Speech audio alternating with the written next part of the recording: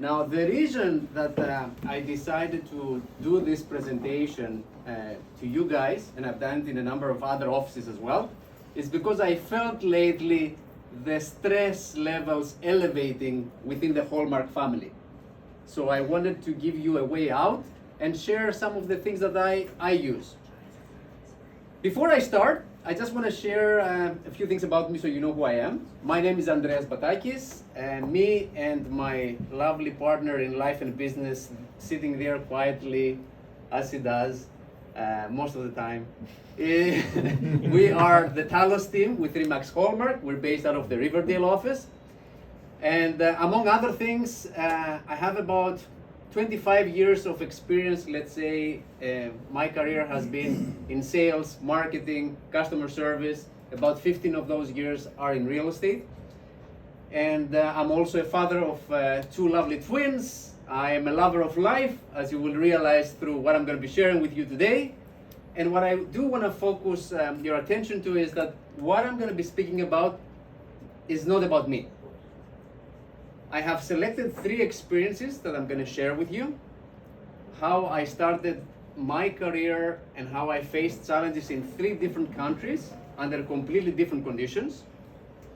But I want you to open your mind and your heart. I invite you to open your mind and your heart and see yourself in these experiences, because that's how you will gain the benefit. This has nothing to do about me. This is all about you. And I want you to know, you on Zoom and everyone here, that for me, at this point in time, every single person here is the most important person in the world. I'm here 1000% with you to serve you through the next few minutes. And I'm going to be sharing 3 experiences. And they have 3 different names. At the end of it, I will be really happy to hear any questions and thoughts and what came up for you. So the number 1 experience is called Ireland, because I started my first career in Ireland, believe it or not. And it's also called, that experience, why not knowing enough people can't stop you. The second experience is called Greece, and it refers to my career in Greece, and also called why the state of the market can't stop you. And by the way, when I speak about Greece, that was during the recession. That was very heavy. And since it happens to be, this is something I'm adding today on the spot, there is a discussion now about our fees when we represent the buyers not being paid by the sellers anymore. Like there is an imminent danger that this may come to force. When I was working in Greece for about 8 to 10 years, we never got paid from the seller if we're representing the buyer. We had to be paid by the buyers directly. So I'm going to touch upon that too, which I think is going to be of particular interest. And the third experience is Canada, or why competition can't stop you. Okay? Now, envision these experiences through your own eyes, like you are in the story, because this is all about a glass ceiling. We all have, I have one too, we all have a glass ceiling on top of us. When we look at it, we can't go through it. We're on a certain level. We feel that there are things that are stopping us. So today is about giving you the opportunity to break through that glass ceiling. I do have a spoiler alert though. After you break your glass ceiling, there's always going to be another glass ceiling. So it's up to all of us how many glass ceilings we want to go through. But it's a choice. This all has to do with choice. So let's start with story number 1, Ireland. Why not knowing enough people can't stop you from being successful. Okay? So let's travel back in 1998. At that point in time, I was living in Greece. That's where I was born and raised. Surprise, right? And at that point, I had minimal work experience. I had never a real full-time job, to be honest. And I got an opportunity to move to Ireland through a scholarship for my studies. I went for 1 year. I liked it. I decided to stay more. Now, because I wanted to stay more, I didn't want to get a student loan, so I wanted to fund my own studies. So I found a full-time job and studied by night. Okay, that's what I was doing. Now, when I moved to Dublin specifically, which is like the capital of Ireland, I came from a town in Greece where there was like 70,000 people. Just to give you a little bit of context. I moved to Dublin where there was like over 1 million people. And I knew 2 people in Dublin. Okay? And none of those 2 had any connections to get me into a job. So I had to go to interviews, and eventually I managed to get a job in sales. And that's how my sales career started. And I loved that job because I had a basic salary and the commission, and Dublin was a very expensive city. Now, I knew I was going to be selling tiles, sanitary ware, and wooden floors and stuff like that. I pretty much knew nothing about 70% of this stuff. So I started this job as a sales associate, and the first thing that I choose to do, and mind you, Ireland does not have 4 seasons, it has 2 seasons. Heavy winter and light winter. And it's like it was raining almost 11 months out of the year. But every morning I was going into that company, opening the showroom door, and I would go like Robin Williams out of Good Morning Vietnam, if anyone has watched the movie, and I would go, "Good morning, everyone." It became an inside joke because none of the Irish wanted to be smiley and happy first thing in the morning when they were coming in soaking wet, right? I didn't have a car, I didn't have a house of my own, I had to walk 30 minutes in the rain, but I chose at that point in time to start every day on a positive note. And it wasn't faking it, it wasn't coming from a place, I'm gonna pretend I'm happy. I genuinely wanted my day to start on a positive note, and soon enough, I got everybody's day in the company to start on a positive note. And I started doing things that I wasn't asked to do. I saw some systems that they didn't have in place or that could be improved. I did a proposal and I improved the systems. So, long story short, I stayed in Ireland for 5 years. I started as a guy that knows 2 people and no one, to being a manager, finished my second degree that I wanted to do in Ireland as well, and at some point I decided to leave and go back to Greece. I had friendships out of thin air. I had relationships that I created from nothing in this huge city, Dublin. That was huge for me at the time. But the most important learning experience, and this is the end of this experience, is that I realized at that point in time that not knowing enough people cannot stop me from doing what I want or pursuing my goals. And I want to bring it back to you because I'm sure that if you think in your past, there's definitely going to be a time where you were new in a place, you didn't know enough people, and you were questioning whether that is important for you to create success. So this was the learning experience from that. Now, the second story, which I feel that it may be the most appealing, especially at this point in time, is the years in Greece. I went back to Greece, and at some point in time, my lovely wife decided to start her own real estate brokerage. She actually suggested to me first, why don't you go and work in real estate? And I was like, real estate? What's that? The year was 2005. So I became a sales manager for a big developer on the island of Crete, one of the top developers, lots of money everywhere. I had buyers lining out my office. And the way it was done is I would do the final negotiation to get the paper signed. I had people lining up outside the office so they can sign a deal with me. And that was 2008. And I'm saying the dates because the dates matter, right?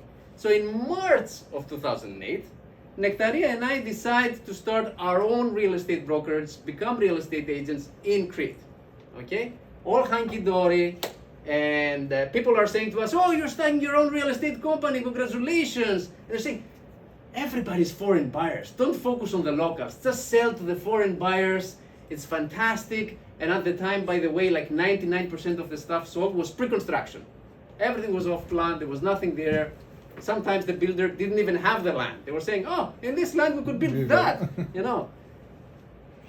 But I said to Nectaria at the time, let's not only focus on pre-construction. Let's diversify and have the pre-construction component, but also do resales. And here comes August of 2008. Who remembers what happened in August of 2008? Crash. The crash with the Lehman Brothers. So after that point, in a few months, all the foreign buyers disappeared. even the people that had actually, and a lot of people had given deposits, they had paid like 10% up front, they said to the developers, keep it. Okay. We're not coming back. We don't want the projects. The big developer I was working for, within 12 months, went bankrupt. Completely bankrupt. Our business now, because we had focused on the resale and on the local population, and we had started to connecting with people locally within our town, who, by the way, knew nothing about us as realtors, because when we were working for foreign buyers, that was foreign buyers. The locals didn't know us. And there was a lot of brokerages there that they had it from their dad, their mom, the grandpa, like they were old real estate offices, right? So we started thinking, what can we do now and think outside the box when things are getting tight? To give you an idea, I believe that in 2007 there was about 50,000 of transactions in real estate. By 3 years later, like around 2015, actually around 2015, that number was under 10,000 for the whole country of Greece. That's how bad it got, okay? So at that point, what did we do? We said, what can we do to think outside the box here? We started going to seminars that were organized by the National Association of Realtors in the US. We started writing articles in newspapers and connecting with people in media, contacted TV channels, and we got on TV. So suddenly we started building authority, and this was something that nobody was doing at the time. But the number one thing that we did, and I can tell you that with certainty, that made the huge difference, was that we served every person with our whole heart. I can't remember the number of times that people turned around and said to me, Andrea, seriously, are you going to charge us more with all this attention that you're giving us? Because this is not normal. Like, I've heard that more than once. Which goes to the point, in Greece, I want you to imagine, then and now, no MLS, no exclusive listings. All the listings were given to 10 realtors at the same time, and the seller also retained the right to sell it at any point. And it was like the wild, wild west.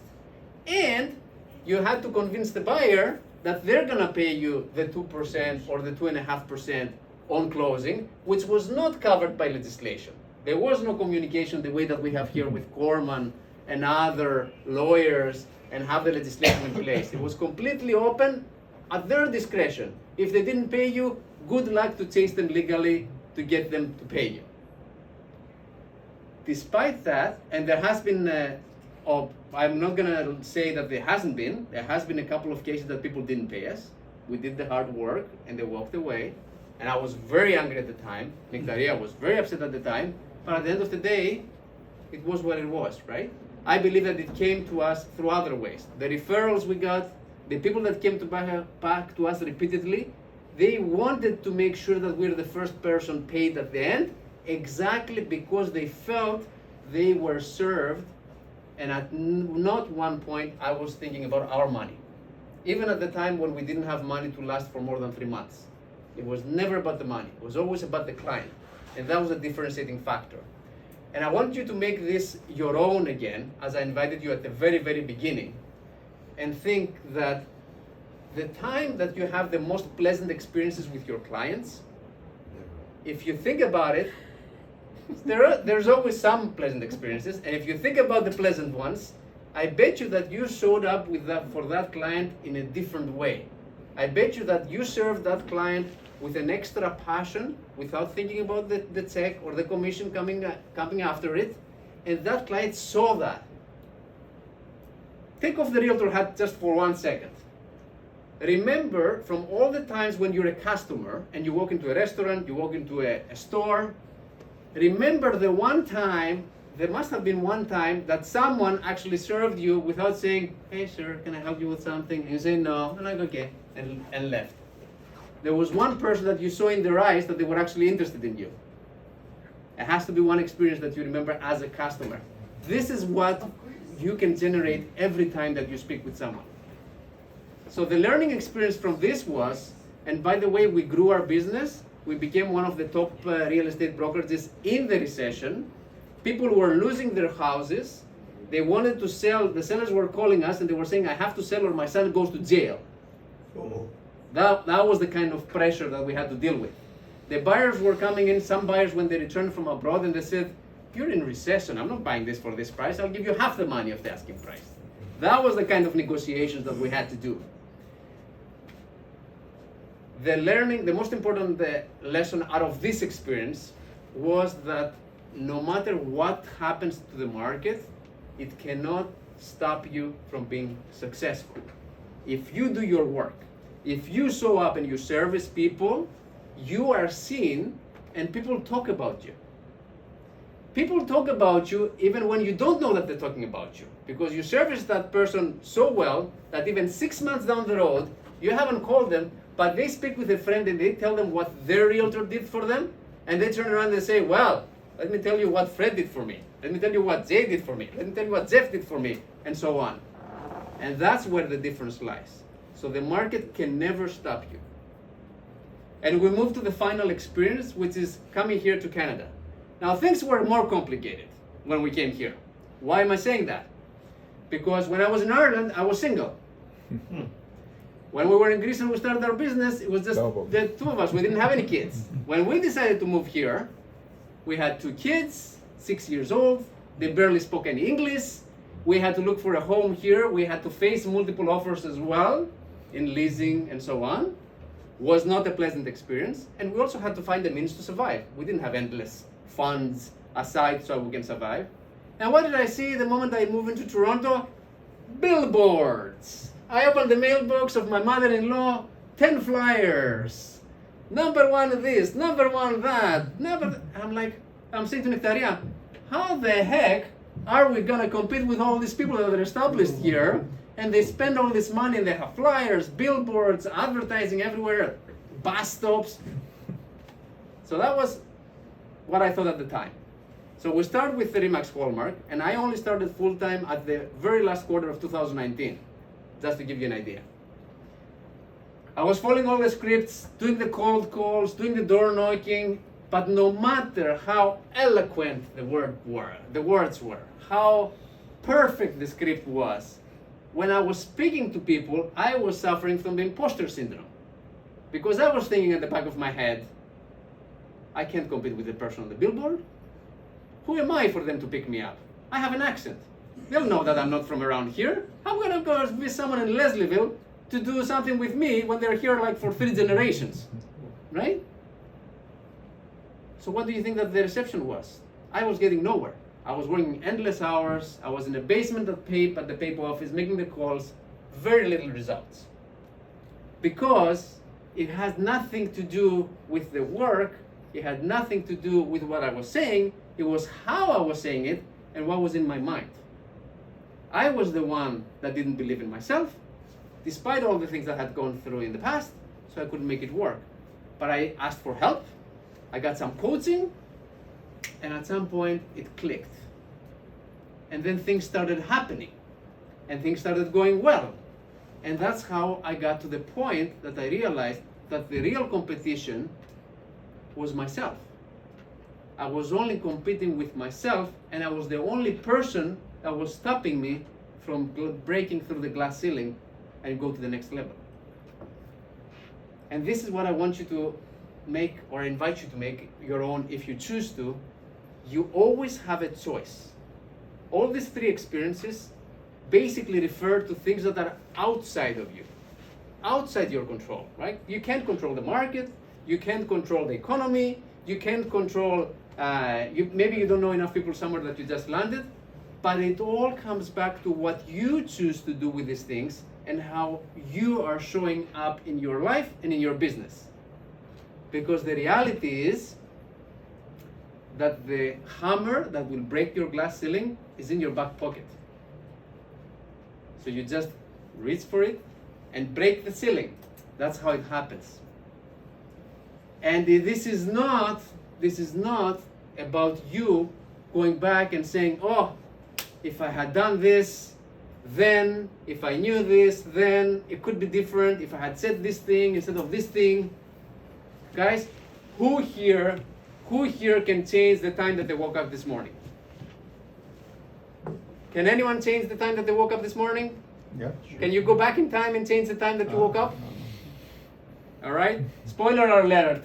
Great Scott, as the guy said in Back to the Future. There is no time machine. You can't go back and change what has already happened.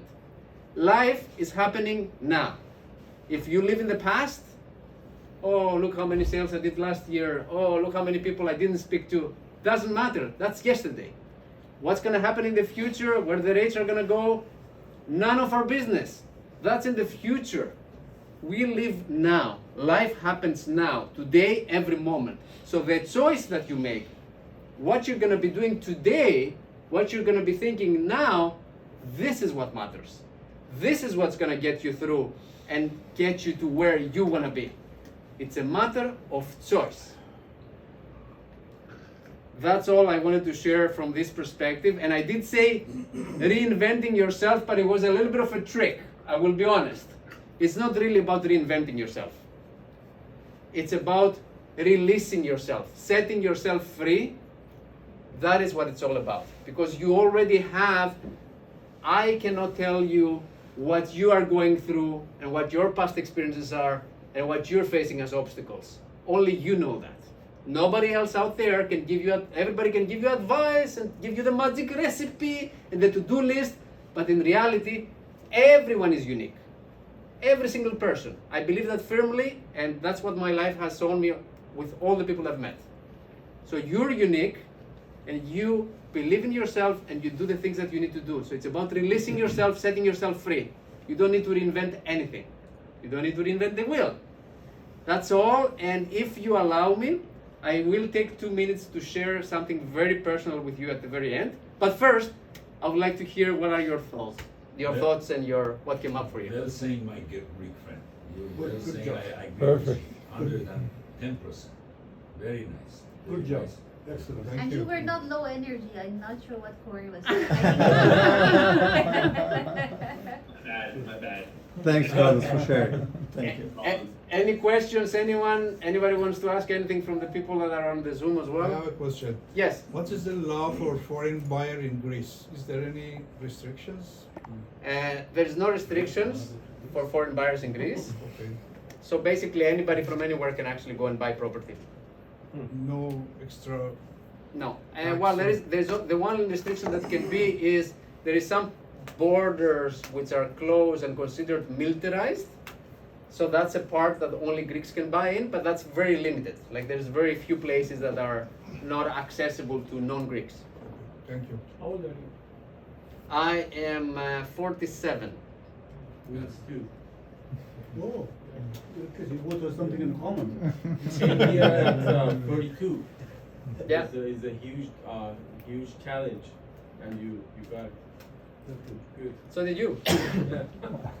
So what is instead of the door knock, cold call, and advertisement your coach told you that you think it makes different with your personality? It all had to do with my attitude. It had to do with my attitude. It never has to do anything with the tools. Because we all know the tools, and Hallmark is great. They've shared with us all the tools. We have endless resources. So many resources that if you only follow the courses, you'll be full-time training and doing nothing else. It's about finding what works for every single person individually. Some persons are great on the phone. Some persons are great at door knocking. It's the attitude. It has nothing, some people call it mindset as well. It has nothing to do with the tools. You have to know your power and your weakness, and then focus on it. That's it. Carlos, who was your mentor? You said your mentor told You got coaching. Who coaching. coached you? Who's the coach? Well, my number one no motivator in life in recent years is my wife, since we met. Exactly. Me too. She is my muse. She's also a coach. She's also my muse, and she has opened my mind to different things, especially after we moved here. When I was in Ireland, for example, I had another mentor that had showed me the utmost belief, and he taught me many things about how to think and do sales. But for the past 7 to 8 years, it's my wife. You know that it's some person living with you 24 hours, and he knows you better than you. So he can she can advise you what you can do, what's your power, what's your weakness. And all the time my wife said, that's your weakness, working on that. And I don't like, I will be honest, I usually don't like hearing my weaknesses. My good friend, your name is Carlos? Andreas. Andreas. Andreas. We well saying, but this is just for a fun part of it. I think is the great mentor is your attitude. Yeah. The way you look at it, the way you believe in it, the way you just present it. That's your attitude. Everyday attitude is your mentor. And secondly, just for fun part of it, you be lucky, at least I can say, the north of Riverdale is a Greek area. At least makes you hammer sharper. Because you're your own people, you can knock it and sharpen it. Because north of Riverdale is a Greek area. So Yes. therefore you have easy access to go. But regardless of that, is your great attitude. I admire that. Well, go on. It's very nice. And I do thank you very much. Thank you for noticing and for acknowledging that. But it is a matter of choice. Because in the past when I did this presentation, some said, "Oh, works for Andreas because he has this and he can speak and so on." I am unique, but I'm not a unicorn. Every single one of you, you have inside you your secret power that you can use to achieve your goals Absolutely. and your attitude. So it's not that it's unique to me or to other people. Absolutely. Andreas, can I just say, first of all, you knocked it out of the park, and I had no doubt, and certainly you did bring the energy. One of the things that stuck out in my mind that you were speaking, and I thoroughly believe this, is that you don't focus on the money, right? You focus on the work, and the results and the money come, right? When you're fixated on the commission and the money, yeah, that's just not the right mindset.